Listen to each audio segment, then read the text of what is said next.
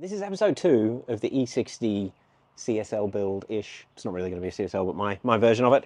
And it's on the brakes. Now, these brakes are carbon fiber. Carbon fiber, carbon fiber, carbon fiber, carbon fiber. In fact, you would have seen that in the title. I'm super excited. It's my first set of carbon fiber brakes I've had for any car. I haven't had anything to do with carbon fiber brakes up until this point. So I'm kind of excited to learn what they're like, learn the pitfalls.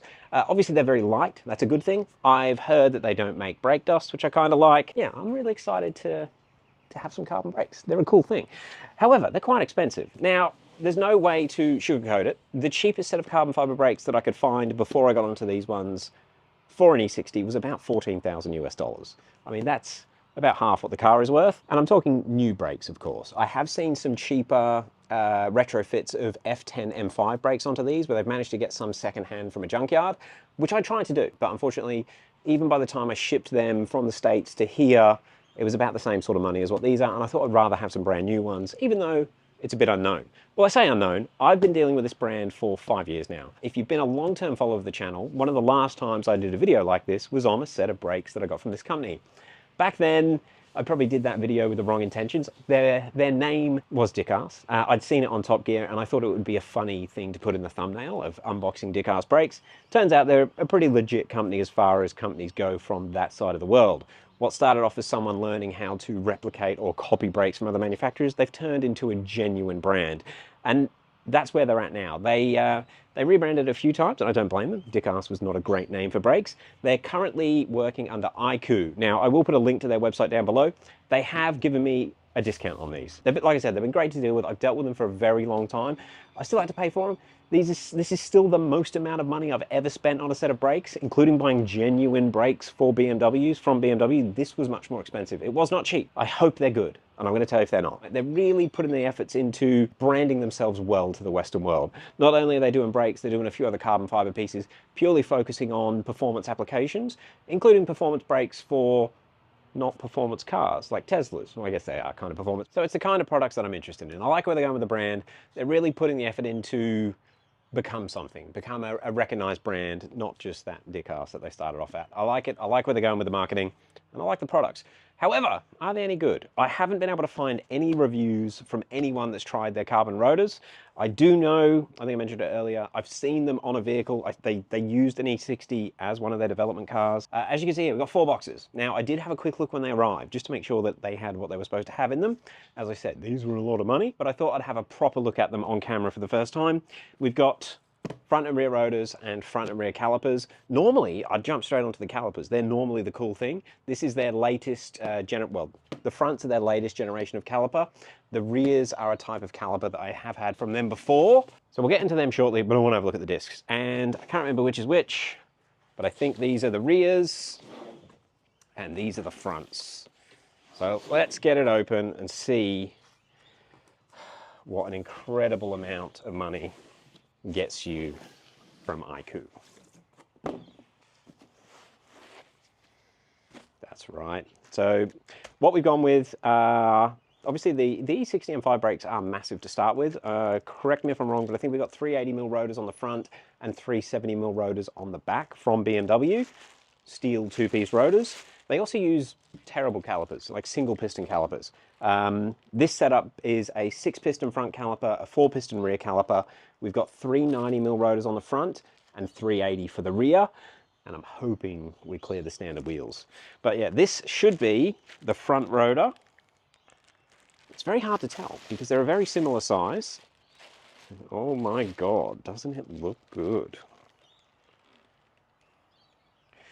Yeah, they've always had really nice aluminium. I know it's a silly thing to say, but they don't use a cheap anodizing. The anodizing lasts quite well. Now this is a floating rotor, or a floating hat, I should say, as you can see here.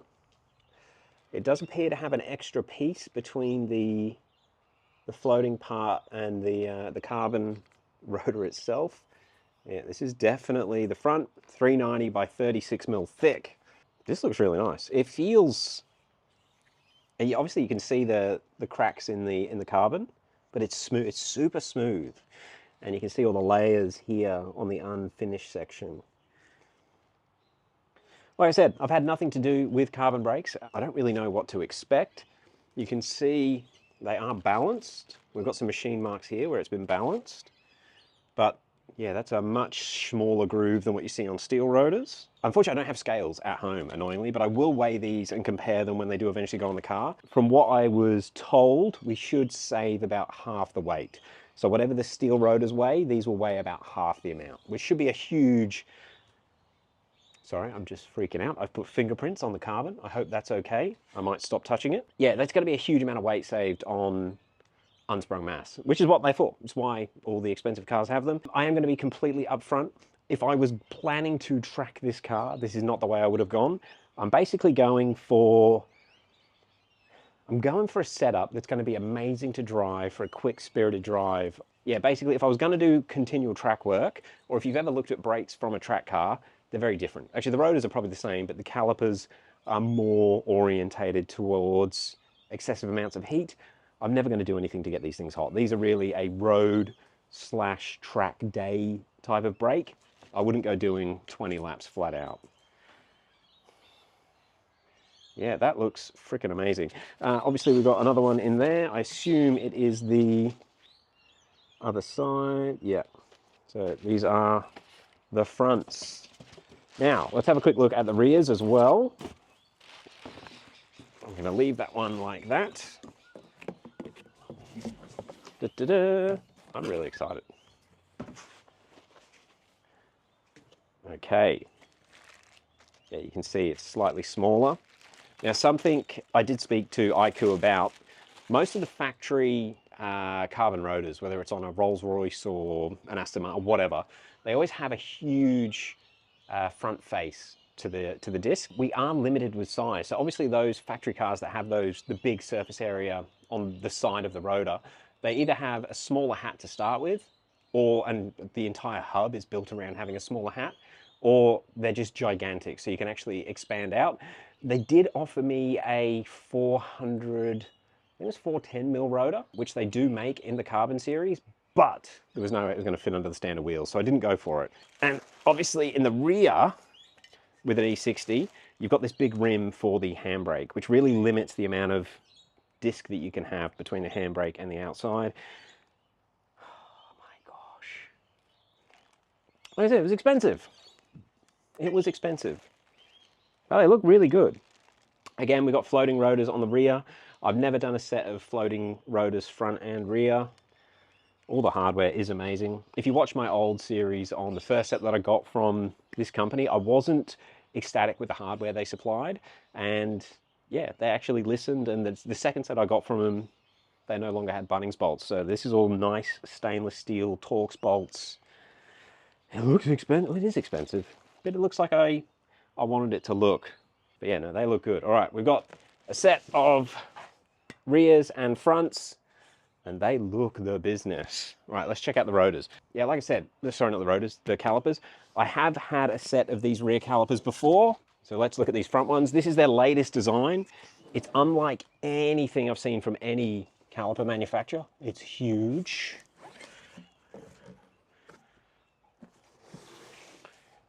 And this is how all their calipers come now. This is the one that I checked earlier. Oh, we can do it like this. All right. So when you buy a brake kit from this company, you get your calipers. You also get the hardware to fit them. Oh, I've forgotten what they look like. So that's it. That is a monstrosity of a caliper. So it has a fairly standard size pad. So a similar pad size to what you get in a Brembo GT6. Obviously still a 6-piston design. You can see that the pistons are decreasing in size as we go round. And it's just a monster of a caliper. So it does look like these will be able to remove this X section and access the pads without taking the caliper off. So if you are doing an endurance race, a pad change isn't too bad. That's a joke. But yeah, again, we've got nice nitride coatings on all the bolts. The rubber caps are nice. God, they're really stepping the game up. Since I've been working at 8-speed. I've seen quite a few, well, we look after quite a few race cars that have proper race brakes, and they're made for a different purpose. So obviously track stuff is designed to be serviced continually, serviced every time it's used. They're not made in the same way for niceties, if that makes sense. Where, yeah, all the race car stuff, they're a very different type of brake kit that you would never put on a street car. But these are nice street brakes. So yeah, I haven't opened up and inspected the rest of the brake kit, but this will be the lines, the air fresheners from Icooh.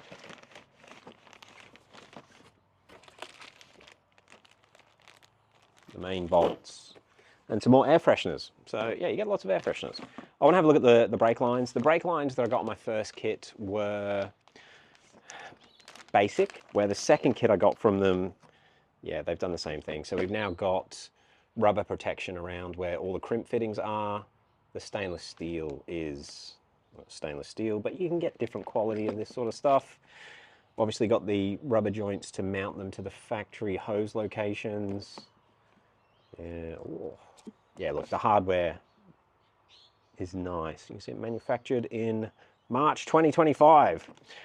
Look, this is making me really want to get this car done. Receiving these brakes last week is why I'm just getting into it. Like I said, I don't know how to make the DCT work. I'm going to bolt it in and we're just going to work it out. Can't wait to get the brakes on. I think I'm going to do it all at the same time. So I'll get the car into work. We'll get it all stripped down, get the motor out. We'll give it a good surface, which I'm going to document. Really keen to see how good or bad these rod bearings look. I just want to get on with it. I want to get on with it so much I'm forgetting to look at the rear. Let me have a quick look at a rear caliper for you. So we have the rear, which is much more manageable. So yeah, these are a very similar setup to the rear calipers that I had on the Flomax car. These you cannot access the pads without taking the caliper off. Yeah, all the anodizing. Oh, I should have said. Now I've gone for obviously grey with red. Mainly because this is one of the few colors that you can actually just have anodizing. So this is not paint. And I was keen to see how well the anodizing lasts on the actual caliper itself. Not that I've had any issues with paint, but it was just a finish that I really like the look of. It's much thinner than having them coated. And if you've ever seen brake calipers when they're painted, it's always a very thick coating, like a powder coat. So I'm keen to see how this lasts. And it feels nice. These are a nice thing. Like with any brand of caliper that you buy from anywhere, or if you buy a brake kit from anywhere, most people, especially performance-oriented people, are going to have a pad that they like. That is no different when you buy from Icooh. Something that I experienced on the first set that I got, I just asked them to supply the cheapest set of pads that they do. The second set, I went for their upgraded pads, and they were significantly better. Something I've done with this set, these are their street pads for the carbon brakes. Obviously, the carbon is a very different material to steel, and if you use normal steel brake pads on them, you'll wear them, well, I believe you'll wear them out very quickly from what I've read. So these are a relatively soft pad for street use, so they might not have the tolerance to high temperatures as a track carbon pad would, but I don't want to wear the rotors out immediately. So it's something we're going to see how they wear together, but I was told these are the pads they recommend for street driving, not high performance track use. They have a different pad for track use, but they did warn me it will wear the rotor out faster. And I don't want to do that because they're quite expensive.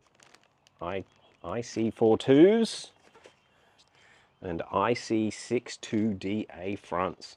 These are monsters. Yeah, that is a significant caliper. Keen to see how close that is to the factory caliper. I feel like it's actually going to be heavier than the factory caliper, but we will find out. And I assume that basically it's got so much mass to it, like this section at the top, not just for strength to keep it together, but heat dissipation as well. It turns into a massive heat sink. It's really nice.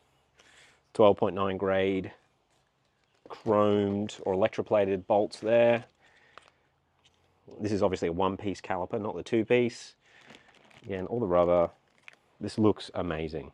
All right, I've made a mess. I'm gonna get this put away. This is just the unboxing video. Soon you will see them getting bolted onto the car. We'll catch you in the next one.